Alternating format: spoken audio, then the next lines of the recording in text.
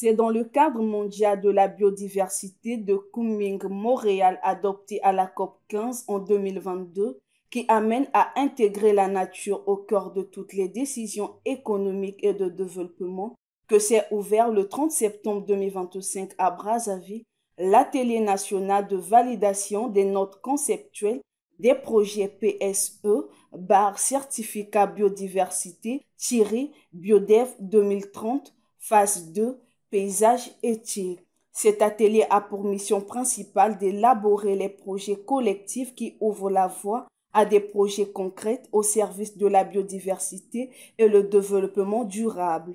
C'est dans ce contexte que Madame Zelo Karine Habibi, directrice nationale de WWF Congo, dans son allocution s'est apaisantie sur l'objectif de cet atelier et des avancées déjà établies par ce programme. L'atelier qui nous réunit a précisément pour objectif de présenter les résultats de ces dialogues, d'examiner et d'enrichir les notes conceptuelles, de recueillir vos recommandations et enfin de les valider. Cette validation est une étape décisive pour passer à leur mise en œuvre effective. Il nous reste à finaliser 2 sessions de formation sur les PSE et certificats biodiversité et surtout à voir aboutir la promulgation du décret portant création du CNCB.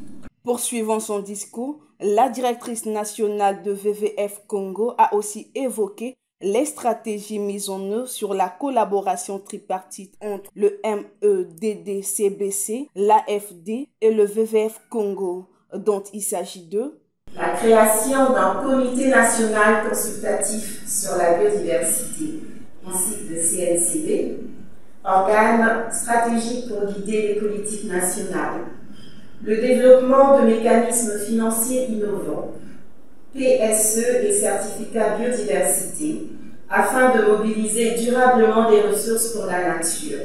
Et enfin, le renforcement des capacités et la valorisation des résultats pour que chaque acteur soit mieux outillé pour agir.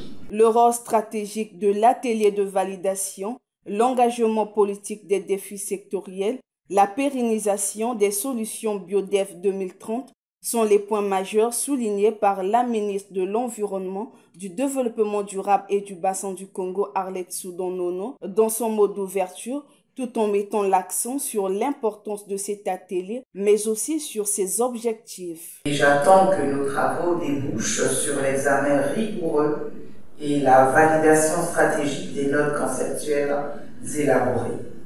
Votre implication active, votre expertise sectorielle et la richesse de vos échanges sont la garantie que les projets qui seront sanctionnés à l'issue de cet atelier seront non seulement bancables et financièrement attractifs, mais également inclusifs et générateurs d'impact positif, tangible et durable pour nos écosystèmes et nos communautés. Je déclare ouvert l'atelier national de validation des notes conceptuelles des projets sur la biodiversité. Le projet BioDev 2030 a été mis en place dans 15 pays, dont figure en bonne place la République du Congo. Ici est de noter que cet atelier qui a débuté ce mardi 30 septembre 2025 prendra fin le mercredi 1er octobre 2025.